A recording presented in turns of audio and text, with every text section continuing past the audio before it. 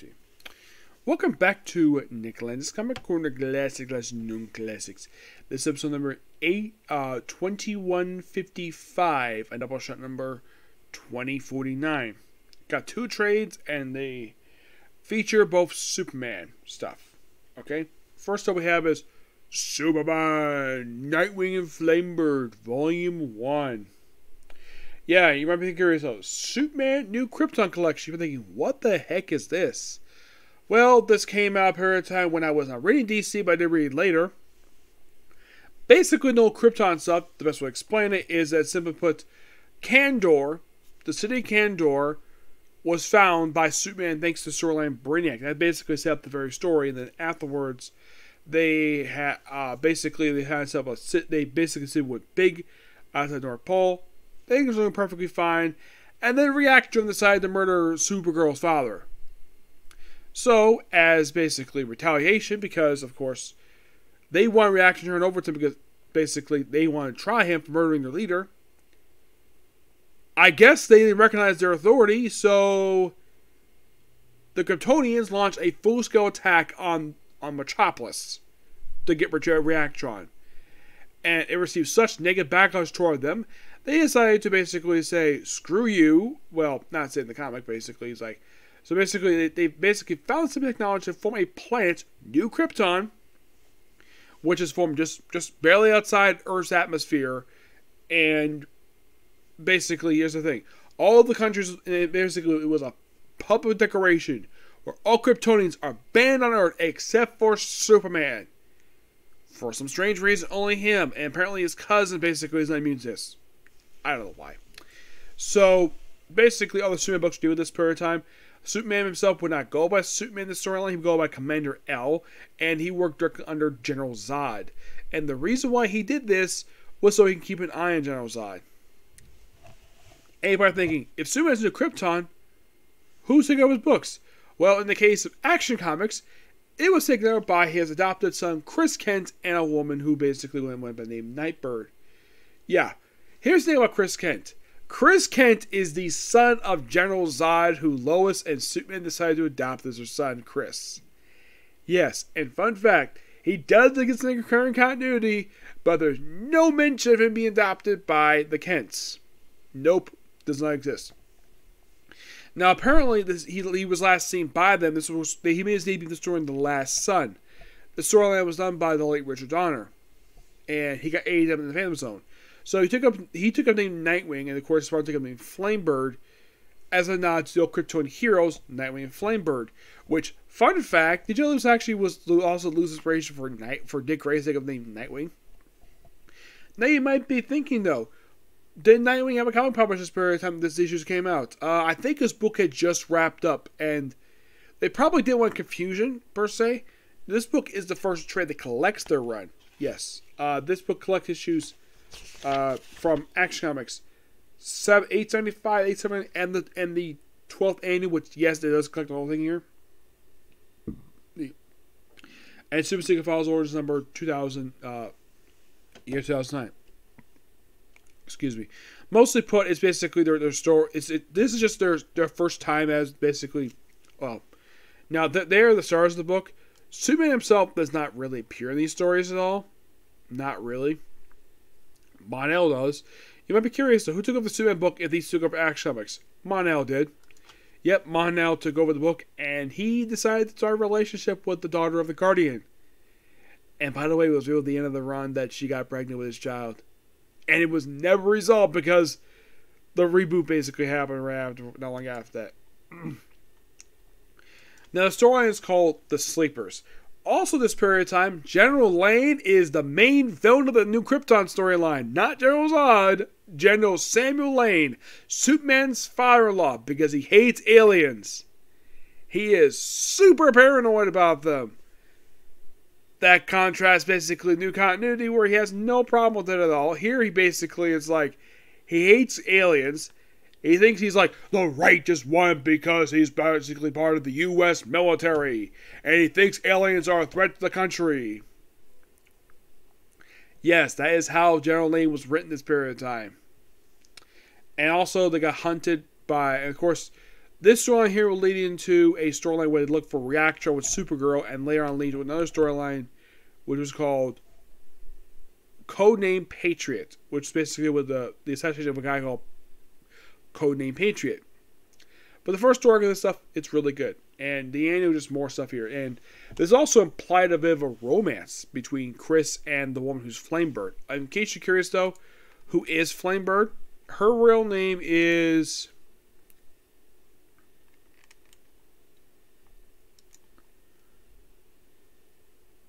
Tara Akvor. That is her name. And she actually just showed up back, I think like a year prior to these issues. She James Opposite creation. Yeah, she first showed up in the New Krypton storyline in the pages of Superman, which led to this, basically, this whole run. Yep. Yeah, there was lots of build to her, too. I'll probably be discussing more of the Krypton, New Krypton stuff in the future. But yeah, she became Flamebird at pretty much the start of this run.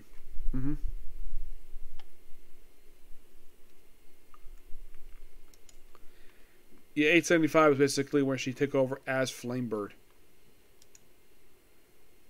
Now you might be curious, was the book still Superman's with the previous issue?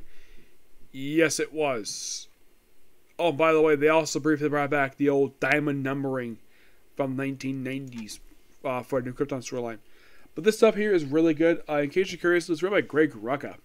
Yeah, he wrote the stuff. Alright, next up we have something by the late Dwayne McDuffie. We have DC Universe by Dwayne McDuffie. Now, the thing with this book is that it's stuff written by him, but was published after he passed away. He passed away in 2000, I think, of heart problems, I think it was. Ron Wilson, who I did see him at Comic-Con, I did not get a chance to autograph him because I didn't have anything for him to sign. He actually knew Dwayne when he was a kid. And he played with him, too. But this is basically stuff he wrote for the main DC Universe that was not the Milestone stuff. Now, this book collected, get this, The Demon, Volume 3, issues 26-29, JLA, 80-page giant, which was released in 2000, the Demon issue was 1982, Sins of the Youth, Kid Flash and Impulse number 1, Batman Gotham Knights 27, I think it's the second time we collected, Firestorm, Volume 3, issues 33-35, Action Comics, 847. Now, the Demon issues is basically, now, you have Dwayne McDuffie done pretty much basically doing right here.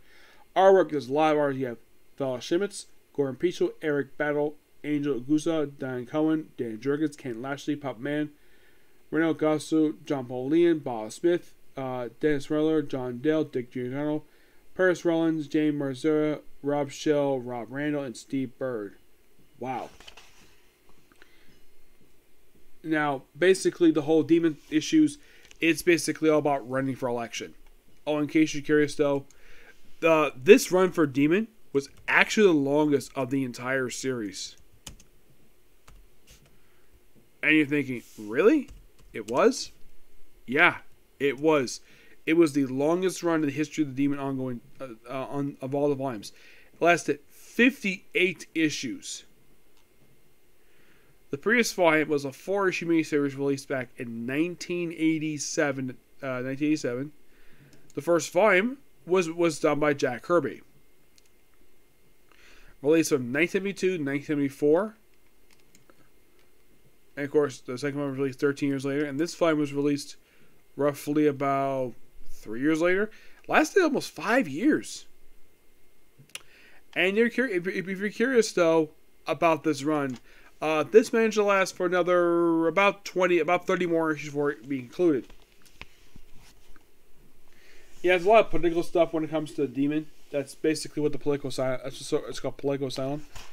And you might be curious, aside from the Demon, is there anybody else possible in the storyline?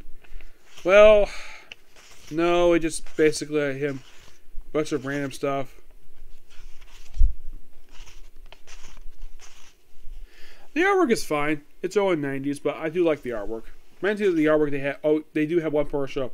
Superman! Yep, he shows up here too.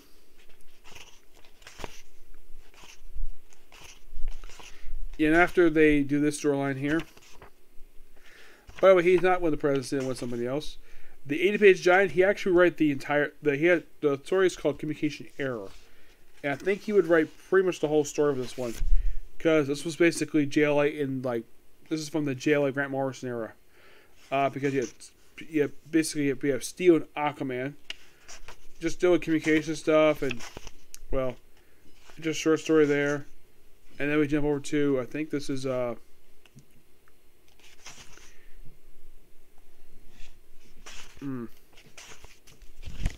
I think next is Impulse. What would the Flash do? Yep. Impulse 60. If you're curious though, how much longer this book lasts for after this issue, 29 issues. Who was concluded. The original creative team of this book was Mark Waid and Alberto Ramos. Yep. So...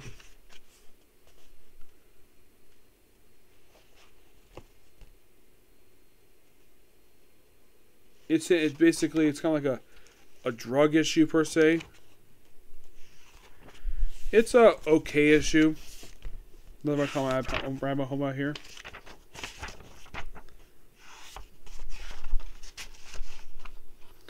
Next up we have is Kid Flash Impulse. Yeah, this is Sins of the Youth stuff. In case you're curious about Sins of the Youth. Sins of the Youth is basically done by, I think, not Mixie, it was Caller and Demon, who made the adults kids and the kids adults. Yeah. And can you believe the story was released in 2000? Yeah, 2000. Yeah, and of course, Batman got plans I've discussed before. But this whole issue here is just basically like, oh, like, what it basically, you have Barry, yeah, by the way, the Flash in this issue, is actually, get this, it is Wally West. Yep. Him being Impulse. That was kind of funny. And Batman issues, here, miss. Now, the Firestorm issues, these are quite interesting because here's a fun fact with these issues. Did you know these actually are the last 3 issues published for this volume? I'm not kidding about that. So, in these issues here, we actually have appearance here by the second Mr. Miracle, who became famous in the pages of Grant Morrison's Seven Soldiers. Yep. And this is just like the final issue of this run. Yeah, I'm not sure why Dwayne McDuffie did this for, where he just shows up for the last few issues of this run before it concludes. And of course, you have Firebird show up here too. She's a character. Now, this Firestorm is not Ryan Raymond with Professor Martin Stein. It's actually Jason Rush. And the first issue had, well, Firebird show up and you have him take on the Female Furies. Which, here's the thing though. I don't remember this one's name, but for some reason her skirt disappears. Yeah, for some reason this issue, her skirt abruptly disappears for no apparent reason.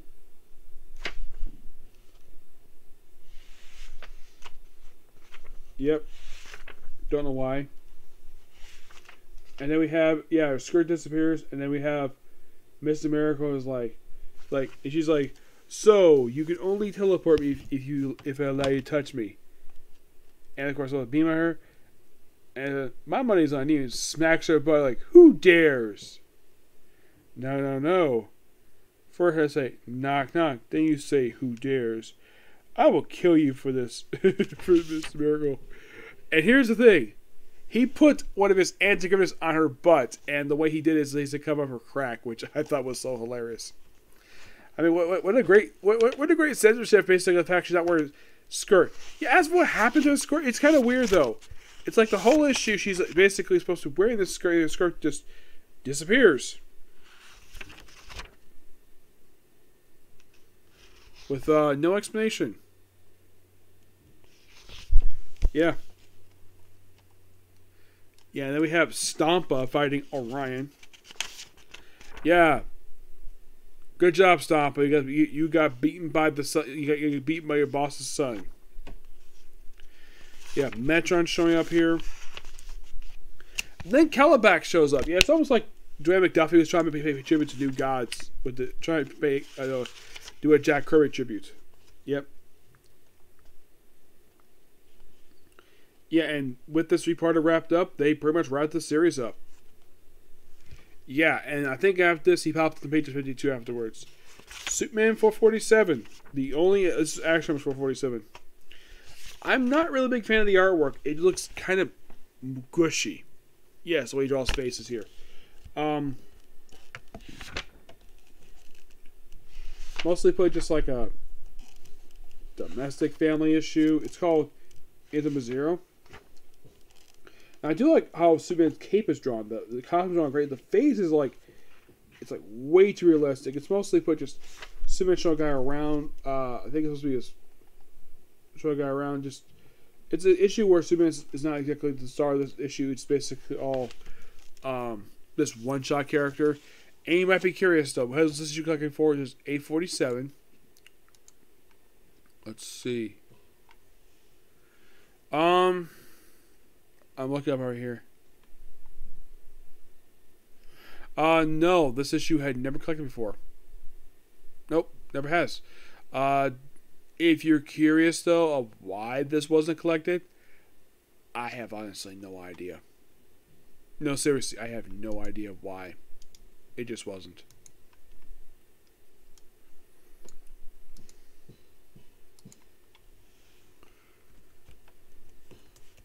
Yeah, this was basically just a quick standalone issue.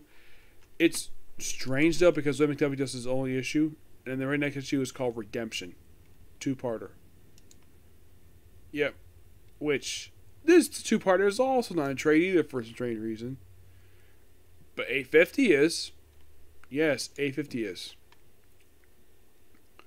So yeah, if you're curious about where you find 847, this is the very trade you can find it in.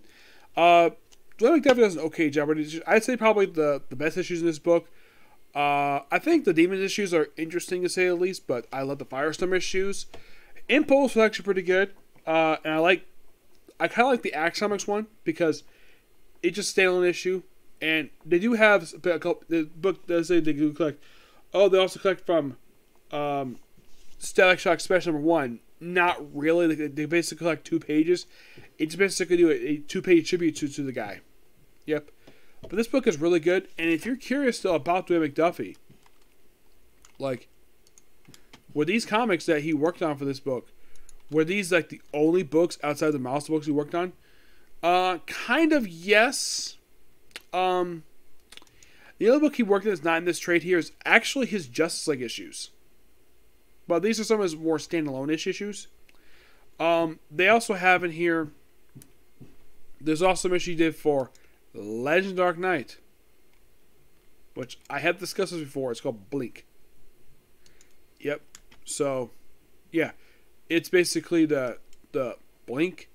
So, with this per se, I reviewed most of his time at DC Comics, with the exception of his I would say the only thing I think I'll discuss for him is probably his Milestone stuff.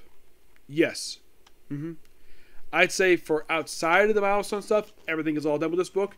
But yeah, Milestone's only to go for him for DC. Yep. I'll give the book a 9.5 out of 10.